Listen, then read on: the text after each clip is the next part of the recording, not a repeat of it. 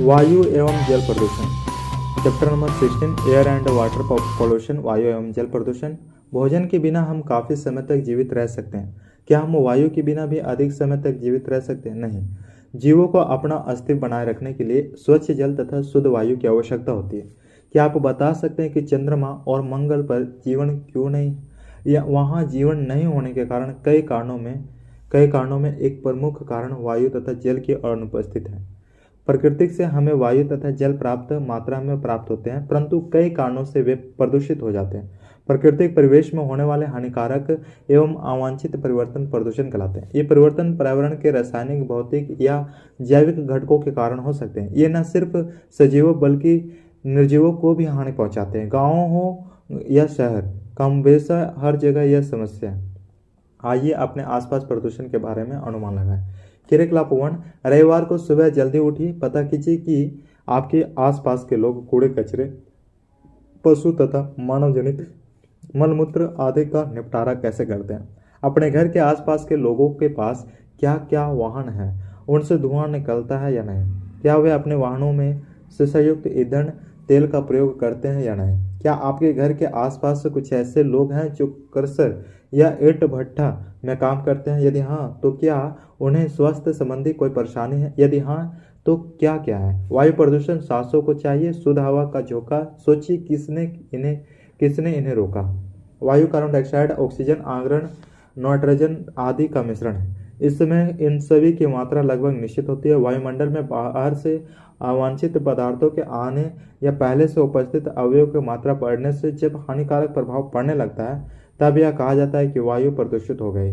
वायु प्रदूषण के कारणों को मुख्यतः 3 भागों में बांटा जा सकता है। उत्पत्ति के आधार पर, पदार्थों की अवस्था के आधार पर, स्रोतों के आधार पर, उत्पत्ति के आधार पर। प्राथमिक प्रदूषक।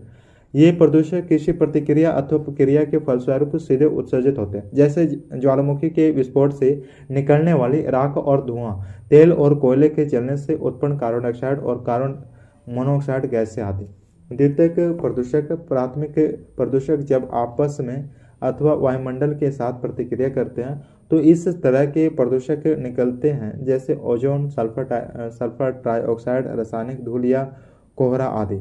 पदार्थ की अवस्था के आधार पर गैसीय वायु प्रदूषक ये सामान्य ताप और दाब पर गैसीय अवस्था में रहते हैं, जैसे carbon dioxide, nitrogen oxide, sulphur oxide आदि। सूक्ष्म प्रदूषक ये गैसीय अवस्था में नहीं होते हैं। धुआं, धूल, तरल बूंदों के रूप में निलंबित सूक्ष्म पदार्थ इत्यादि सूक्ष्म प्रदूषक कहलाते हैं। ये रेफ्रिजरेटर, एयर कंडीशनर आदि से उत्सर्जित होते हैं, जैसे CFC। स्रोतों के आधार पर प्राकृतिक स्रोत। प्रकृति में उत्पन्न होने वाली असामान्य प्राकृतिक क्रियाओं, जैसे वनों में लगने वाली आग, ज्वालामुखी विस्फोट, घूर्ण वायु, टोर्नाडो आदि के द्वारा हानिकारक गैसें वायु में फैल जाती हैं। वायु में उपस्थित पौधों के परागकण, जीवाणु तथा कवक के बीजाणु भी वायु प्रदूषण के प्राकृतिक स्रोत हैं। मानव जनित स्रोत। कल कारखानों से निकलने वाले धुएं, स्वचालित वाहन, जीवाश्म ईंधनों, कोयला, तेल, गैस के पूर्ण और अपूर्ण दहन, ताप विद्युत संयंत्र आदि के कारण वायुमंडल में विषाक्त गैसें मिल जाती हैं। वाष्पशील, कार्बनिक, यौगिक, वोक इत्यादि भी गंभीर वायु प्रदूषक हैं। अब बताइए वायु के मुख्य संघटक क्या हैं। प्राथमिक प्रदूषण के 2 उदाहरण दीजिए। मानव जनित प्रदूषक क्या हैं, इनके 2 उदाहरण दीजिए। निम्नलिखित प्रदूषक किस प्रकार के हैं। सल्फर डाइऑक्साइड, रासायनिक फ्यूम, धुआं, कोहरा, परागकण। आइए यह समझने का प्रयत्न करते हैं कि विभिन्न तरह के वायु प्रदूषक किस प्रकार नुकसान पहुंचाते हैं। कार्बन मोनोऑक्साइड यह एक विषैली गैस है जो श्वास के द्वारा शरीर में पहुंचती है। यह रक्त में ऑक्सीजन दोनों की क्षमता को मंद करती है। शरीर के लिए ऑक्सीजन की कमी घातक हो सकती है। ज़्यादा पैमाने में कार्बन डाइऑक्साइड, कार्बन मोनोऑक्साइड को ग्रहण करने से मानव की मृत्यु भी हो सकती है। कार्बन डाइऑक्साइड इसकी लगातार वृद्धि से पौधाघर प्रभाव या विश्व तापन में वृद्धि हो रही है। इसके कारण ध्रुवीय हिमखंडों का पिघलना, समुद्र के जल स्तर में वृद्धि, जलवायु परिवर्तन आदि कई समस्याएं उत्पन्न हो रही है। सल्फर ऑक्साइड गैस को श्वास में ग्रहण करने से क्रेटिम दमा जैसी बीमारियां उत्पन्न होती है। यह गैस फेफड़ों को अस्थायी रूप से क्षतिग्रस्त कर सकती है। सल्फर के ऑक्साइड वायुमंडल में उपस्थित जलवाष्प के साथ मिलकर सल्फर के अम्लों का निर्माण करते हैं। ये वर्षा जल के साथ मिलकर अम्ल वर्षा का रूप ले लेते हैं। नाइट्रोजन का ऑक्साइड ये भी वायुमंडल में उपस्थित जलवाष्प के साथ मिलकर नाइट्रोजन के अम्लों का निर्माण करते हैं। ये अम्ल भी वर्षा जल के साथ मिलकर अम्ल वर्षों का रूप ले लेते हैं। नाइट्रोजन मोनोऑक्साइड भी रक्त में ऑक्सीजन के दोनों की क्षमता को कम कर देते हैं। इस तरह के ऑक्साइड आंखों में जलन एवं श्वसन संबंधी रोग पैदा करते हैं।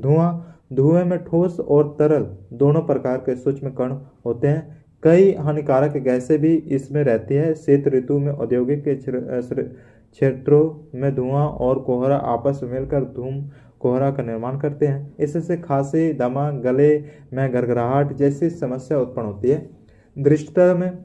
दृश्यता में कमी आती है जिससे सड़कों पर वाहन दुर्घटना की संभावना बढ़ जाती है। एरोसोल वायुमंडल में निलंबित सूक्ष्म ठोस अथवा तरल कण के बादल को एरोसोल कहा जाता है। क्लोरोफ्लोरोकार्बन भी ऐसे ही एक एरोसोल है। इसके उत्सर्जक एयर कंडीशनर, फ्रिज तथा एरोसोल हैं। ये वायुमंडल की ओजोन परत को क्षतिग्रस्त कर देते हैं। ओजोन परत के क्षय से मनुष्य में त्वचा कैंसर एवं मोतियाबिंद जैसे रोग उत्पन्न होते हैं। इससे प्रकाश संश्लेषण की प्रक्रिया भी प्रभावित होती है। लेड या डीजल पेट्रोल लेड बैटरियों बाल रंगने के उत्पादों में पाया जाता है। यह पाचन संबंधी बीमारियां एवं कैंसर उत्पन्न कर सकता है। आप बताइए, कार्बन मोनोऑक्साइड गैस क्यों नुकसानदेह है? विश्व तापन क्यों हो रहा है? इससे क्या हानियां है? सल्फर की ऑक्साइड प्रदूषण में कैसे बढ़ोतरी करते हैं? एरोसोल क्या है? ओजोन परत की हानि से क्या नुकसान हो सकता है? लेड शीशे से क्या नुकसान है? अम्ल वर्षा वायु प्रदूषण के कारण वायुमंडल में उपस्थित सल्फर गंधक और नाइट्रोजन का ऑक्साइड वायु में उपस्थित जलवाष्प से प्रतिक्रिया करके क्रमशः गंध, कामल और नाइट्रिक अम्ल का निर्माण करते हैं। यह अम्ल वर्षा जल के साथ मिलकर जब भूमि पर गिरते हैं तब इन्हें अम्ल वर्षा कहते हैं। अम्ल वर्षा के कारण तालाबों, नदियों और झीलों का जल उपयोग लायक नहीं रह जाता। जलीय वनस्पतियों एवं जल में रहने वाले जंतुओं पर भी इसका दुष्प्रभाव पड़ता है। यह धरती की उर्वरता को भी मंद कर देता है। अम्ल वर्षा के कारण ताजमहल का संक्षारण हो रहा है। इस घटना को संगमरमर का कैंसर भी कहते हैं। उत्तर प्रदेश में मथुरा स्थित तेल परिशोधक कारखाने से निकलने वाले काले कणों के कारण ताजमहल का रंग पीला हो रहा है। सर्वोच्च न्यायालय ने आगरा और उसके समीप स्थित उद्योगों को संपीड़ित प्राकृतिक गैस और द्रवीय पेट्रोलियम गैस जैसे स्वच्छ ईंधनों के प्रयोग का आदेश दिया है। तेल शोधक कारखानों की चिमनियों की ऊंचाई भी बढ़ाई गई है तथा इनमें फिल्टर लगाए गए ताकि कजली कण हवा में नहीं उड़ सके।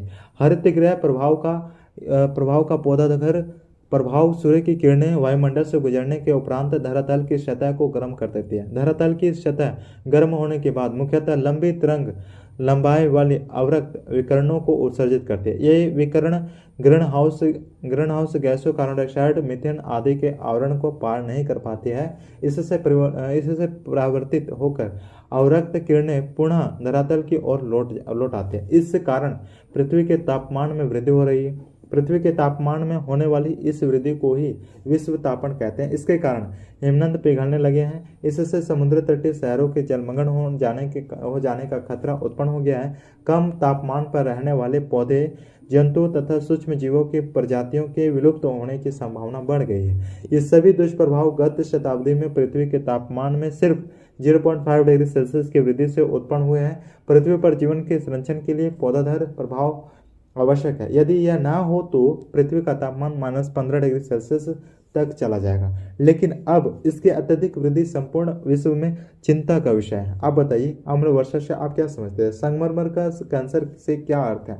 अम्ल वर्षा के कौन कौन से दुष्परिणाम हैं? पौधाधार हरितगृह प्रभाव क्या है? हरितगृह प्रभाव वृद्धि के लिए कौन सी गैस जिम्मेवार है?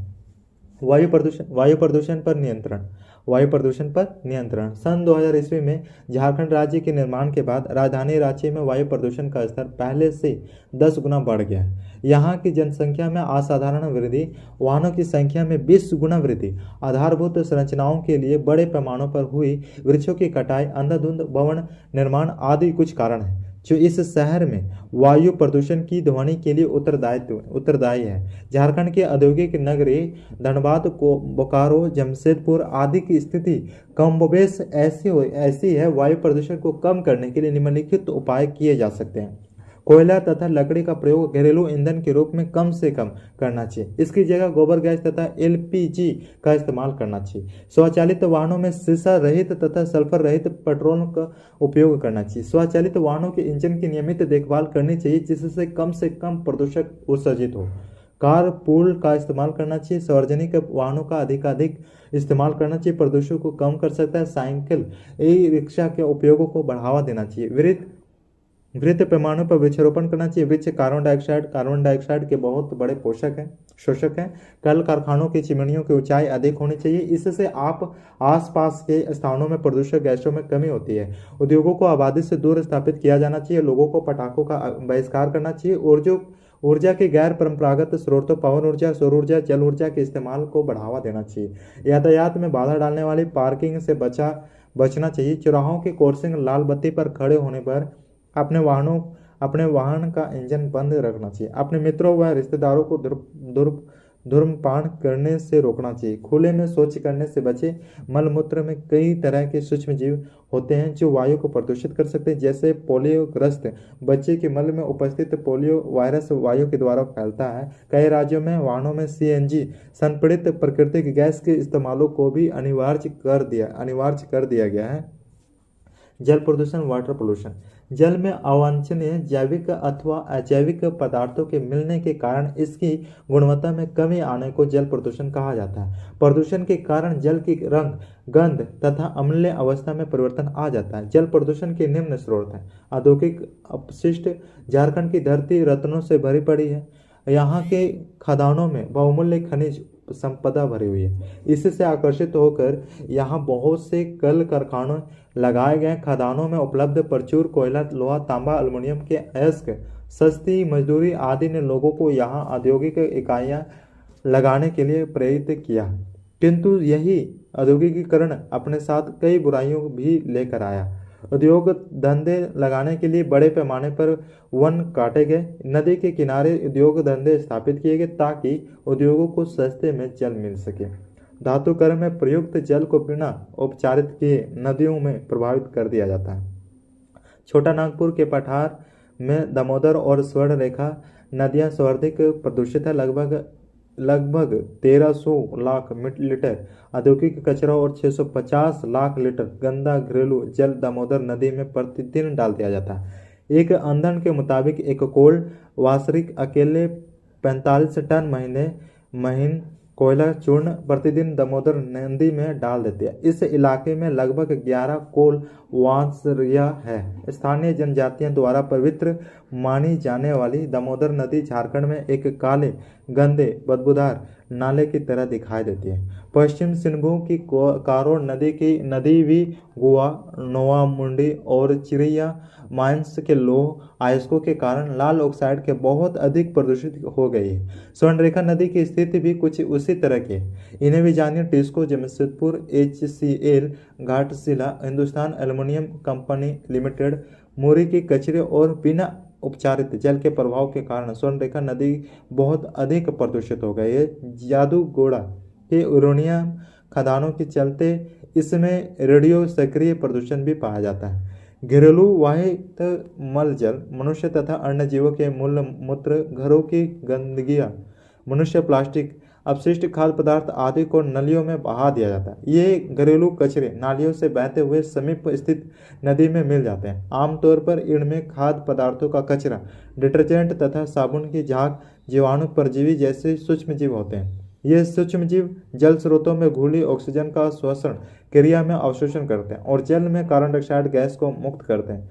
इससे धीरे धीरे जल में ऑक्सीजन की कमी हो जाती है। इस प्रकार यह जल जलीय जीवों के लिए भी अनुपयोगी हो जाता है। मनुष्य तथा पशुओं के मल में कोलिफॉर्म जीवाणु पाए जाते हैं। जब घरेलू वाहित मल जल स्रोतों में आकर मिलता है तब जल में कोलिफॉर्म जीवाणुओं की संख्या बहुत बढ़ जाती है। इस जल के सेवन से पेचिश, पीलिया, टाइफाइड आदि बीमारियां होती हैं। प्राकृतिक स्रोत। झारखंड में कई स्थानों पर जमीन के अंदर पायराइट नामक खनिज पाए जाने के कारण भूमिगत जल आर्सेनिक नामक तत्व से विषाक्त हो जाता है।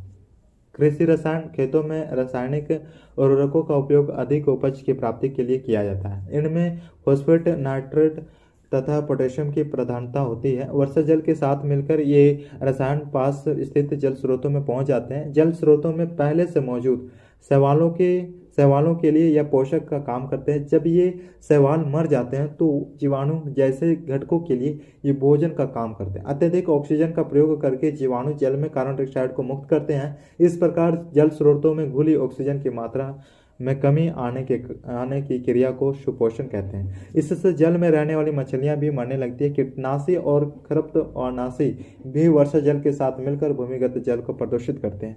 फ्लोराइड युक्त जल के इस्तेमाल से मनुष्य में फ्लोरिस नामक बीमारी हो सकती है। शीशा युक्त जल के इस्तेमाल में पागलपन, मस्तिष्क तथा किडनी की बीमारी हो सकती है। आर्सेनिक युक्त जल के इस्तेमाल से फेफड़ों का कैंसर, चर्म रोग आदि कई रोग होते हैं। जल प्रदूषण का नियंत्रण। लगभग सभी धर्मों के मानने वाले लोग अपने पवित्र पूजा स्थलों में गंदगी नहीं ले जाते, किंतु विडंबना यह है कि अपने पवित्र मानी जाने वाली नदियों में हम बेहिचक गंदगी प्रभावित कर देते हैं। यह सोच ही गलत है कि अपनी गली, घर, मोहल्ले की गंदगी को हम मोचदानी नदियों या सरोवरों में बहाते रहें। इस सोच को बदलना हमारी पहली प्राथमिकता होनी चाहिए। जल प्रदूषण को दूर करने की शुरुआत सर्वप्रथम व्यक्तिगत स्तर पर होनी चाहिए। घरों में बचा हुआ या खराब हुआ ग्रीस, घी, तेल नलियों में नहीं बहाना चाहिए। घर में बची हुई दवाइयाँ, रसायन पौधे लगाने के बाद का फिनोल का पानी आदि सिंक या शौचालय के पैन में नहीं डालना चाहिए। कूड़ा कचरा प्रबंधन की जिम्मेदारी प्रत्येक इकाई की लेनी चाहिए। यह इकाई एक वार्ड या एक मोहल्ला या एक गांव हो सकता है। यह नियम होना चाहिए कि प्रत्येक इकाई यूनिट का कचरा उसके अंतर्गत ही खपाया जाए। इसी इकाई के अंदर उसको उपचारित किया जाए, उससे खाद बनाई जाए एवं सिंचाई को पानी अलग किया जाए। इसी इकाई के भीतर उस खाद से हरे भरे पौधे लगाने चाहिए। निर्माण स्थलों का गंदा पानी भी बिना उपचार किए नदी नालों में बहाना मना होना चाहिए। खेतों में कृत्रिम रासायनिक उर्वरक, पीड़कनाशी, खरपतवारनाशी आदि के उपयोगों को हरत उत्साहित करना चाहिए। गंदे नालों का पानी नदी में गिराने से पहले उसका उपचार किया जाए। आज कई बड़े शहरों में इसकी उत्तम व्यवस्था है। नालों, नदियों, कुओं, तालाबों के नियमित अंतराल पर सफाई की जाए। जैसे गंगा, दशहरा, छठ आदि पर्वों पर नदियों की सफाई की जाती है, वैसे ही इनकी नियमित सफाई की व्यवस्था की जानी चाहिए। इनमें उगने वाली जलकुंभी और शैवालों की सफाई भी नियमित होती रहनी चाहिए। तालाबों के पानी में बर्तन साफ करना, नहाना धोना, पशुओं को नहलाना जहाँ तक संभव हो कम किया जाना चाहिए। बच्चों को भी साफ सुथरा रहने की आदत डालनी चाहिए। चापानल के पास बर्तन धोना, नहाना, जूठा भोजन नाली में डाल देना, प्लास्टिक, कागज के टुकड़े, फटे मोजे, जूता, चप्पल आदि के नाली में फेंक देना चाहिए इत्यादि इन सभी कार्यों से बचना चाहिए। पीने के पानी को ढक कर रखना चाहिए। औद्योगिक इकाइयों के लिए बनाए गए जल संबंधी नियमों को कड़ाई से लागू किया जाना जरूरी है। प्रदूषण फैलाने वाले कारखानों पर भारी अर्थदंड लगाया जाना चाहिए। सभी औद्योगिक क्षेत्रों में जल उपचार संयंत्र स्थापित किया जाना अनिवार्य कर देना चाहिए। पेयजल पानी साफ और दुर्गंध रहित तथा योग्य पानी हो। सिर्फ यह जरूरी नहीं है, पीने योग्य पानी में आवश्यक मात्रा में खनिज लवण होने चाहिए और इसे जीवाणु या कीटाणु रहित होना भी आवश्यक है। विश्व की 25% आबादी को स्वच्छ पेयजल नहीं मिलता। बहुत से घरों में वर्षा ऋतु में नल या कुओं के जल को उबालकर छान लिया जाता है। इसे ठंडा करके पानी के लिए इस्तेमाल में लाया जाता है। आज शहरों में अधिकांश घरों में वाटर फिल्टर या RO लगा होता है। यह साधारण पानी को पीने योग्य बना देता है। बड़े शहरों में जल आपूर्ति व्यवस्था में पानी को विरंजक चूर्ण या क्लोरीन या पराबैंगनी किरणों से जीवाणु मुक्त कर दिया जाता है। झारखंड राज्य की सभ्यता या संस्कृति प्राचीन काल से ही जल, जंगल और जमीन पर आधारित है। हम वन महोत्सव मनाते हैं, हमें जल महोत्सव भी बनाना चाहिए। वायु, जल और जंगल ये सभी हमें प्रकृति से दोष मुक्त मिलते हैं। इनकी शुद्धता बनाए रखना हम सभी नागरिकता का महत्वपूर्ण उत्तरदायित्व है। इन्हें भी जानिए, एक मोटर गाड़ी 900 किलोमीटर की यात्रा में जितनी ऑक्सीजन का उपयोग करता है उतनी ऑक्सीजन एक मनुष्य को एक साल के लिए चाहिए। वर्ष 2012 में वायु प्रदूषण की वजह से होने वाली बीमारियों से भारत में 6,12,138, चीन में 10 लाख से अधिक और रूस में 140 लाख मौत हुई थी। फिजी, वनुआतु, ब्रुनई जैसे प्रशांत महासागर क्षेत्रीय देशों में वायु प्रदूषण से सर्वाधिक कम मौत होती है। भारत को 2013 में वायु प्रदूषण के कारण 5,051 अरब डॉलर की हानि हुई थी। विश्व स्वास्थ्य संगठन की रिपोर्ट के अनुसार घर के बाहर वायु प्रदूषण के कारण दुनिया भर में प्रतिशत 30 लाख मौत हो जाती है, किंतु घर के भीतर की हवा भी प्रदूषित होती है। हाल के दशकों में न्यूयॉर्क, लंदन और अन्य घनी आबादी वाले शहरों में वायु प्रदूषण का स्तर कम हुआ है, परंतु भारत, चीन में इसमें वृद्धि हुई है। भारत में पटना, दिल्ली, ग्वालियर सर्वाधिक प्रदूषित शहर है। केस स्टडी: झारखंड में रांची स्थित हरमू नदी प्रदूषण का शिकार होकर अपनी पहचान खो बैठी थी। इसने एक गंदे नाल का रूप ले लिया था। कुछ साल पहले रांची शहर के कुछ प्रबुद्ध नागरिकों ने इसे साफ करने का बीड़ा उठाया। कालांतर में उस कार्य में कई सरकारी व गैर सरकारी संस्थाओं ने भी मदद की। यह नदी अब अपने मूल रूप में लौटने लगी। इस नदी के पतन और उत्थान की कहानी चित्रों द्वारा दर्शाई गई।